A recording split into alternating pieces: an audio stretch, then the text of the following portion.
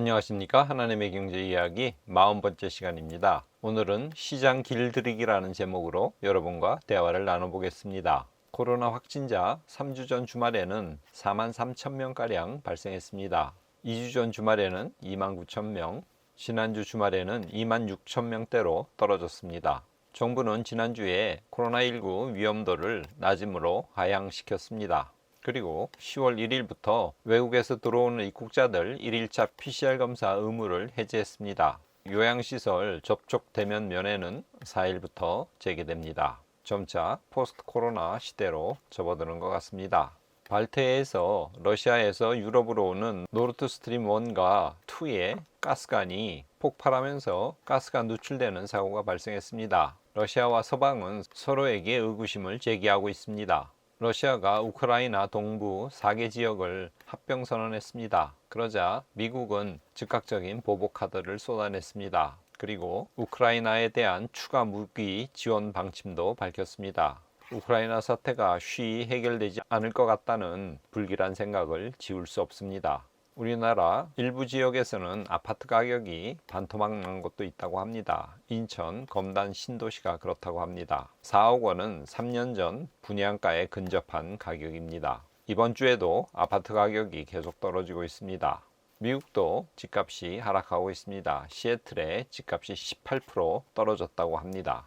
영국의 새 총리 이분이죠. 리즈 트러스 감세안을 들고 나왔습니다. 그러자 IMF는 정면으로 비판하면서 불평등을 더 심화시키고 인플레이션을 부추길 거라고 우려를 표명했습니다. 감세를 하면 세수가 줄고 그렇게 되면 채권을 찍어낼 수밖에 없다는 생각에 파운드 가치가 37년 만에 최저치로 폭락하는 현상이 발생했습니다. 채권을 더 찍어내면 채권 금리가 높아야 되고 그렇게 되면 채권 가격은 떨어질 수밖에 없습니다. 여기 보시면 영국의 30년짜리 채권 일주일 금리 변화입니다.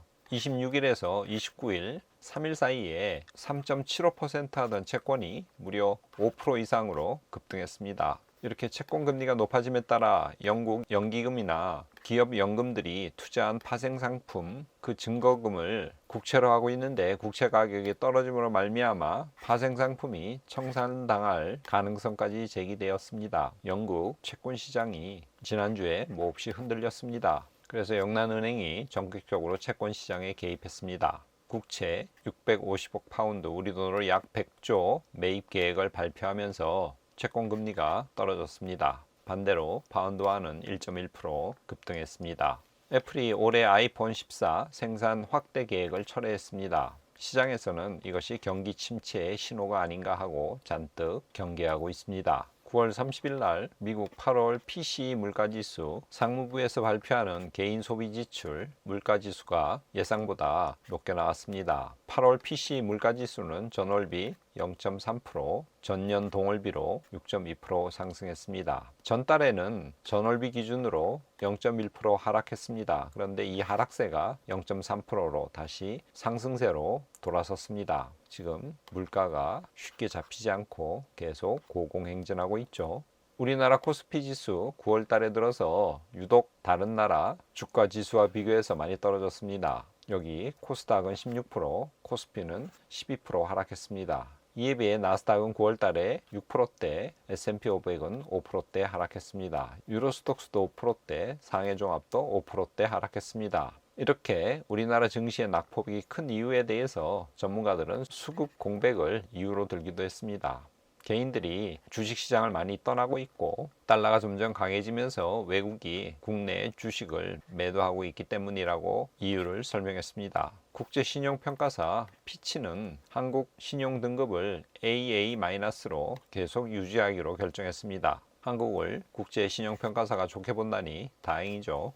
지난주 금요일 날 코스피가 2년 만에 장중 최저치, 종가로는 연저점을 경신하면서 2155로 마감했습니다. 지난주 S&P 500 주간 차트 2.64% 하락했습니다.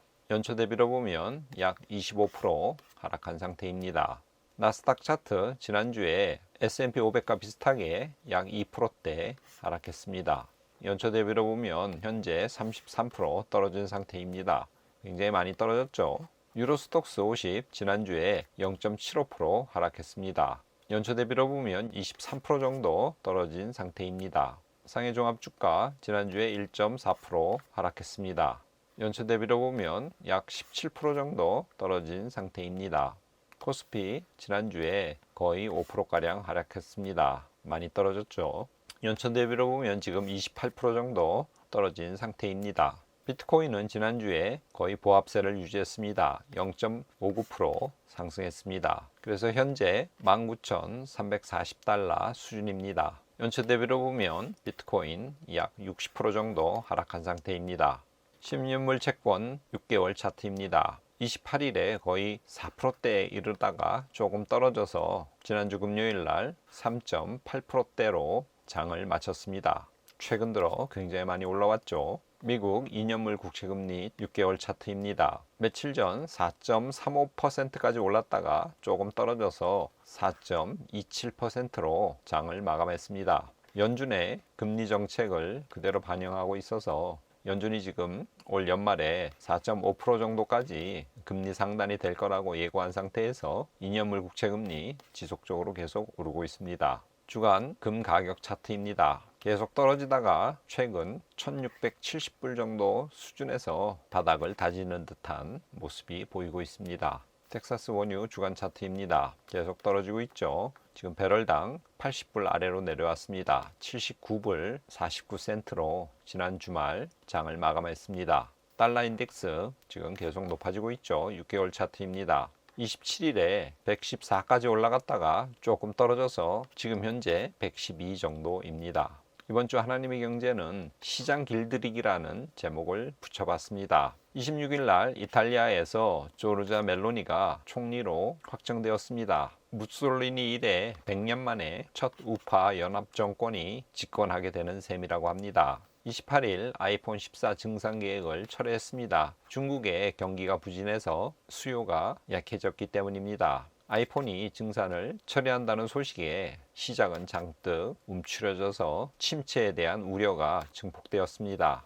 29일 영국에서 세금 감면 정책이 발표되었습니다. 그러자 파운드화가 하락했고 따라서 채권 금리가 급상승했습니다. 이에 파생상품에 투자한 연기금들이 증거금 부족 현상에 시달리면서 금융 상황이 굉장히 불안정해지고 위험해지자 영란은행이 개입했습니다. 너무 높은 금리 상승으로 인해서 세계 경제 시장이 지금 얼마나 불안한 상태인지를 이 사건이 잘 말해주는 것 같습니다. 30일 날 미국 상무부에서 8월 개인 소비 지출 CPI 물가지수가 발표되었습니다. 그런데 예상보다 전년 동월 대비, 전월 대비 모두 높았습니다. 인플레이션이 꺾이지 않고 계속 지속된다는 뜻입니다. 이처럼 인플레이션이 계속 높게 지속되고 있습니다. 중앙은행은 빠르게 금리를 인상하지 않을 수 없는 상황입니다. 이것은 기업의 부정적인 실적으로 이어질 수밖에 없습니다. 이런 여러 가지 현상에 시장은 하락 기조를 지난주에 계속 유지했습니다. 세인트루이스 연준 총재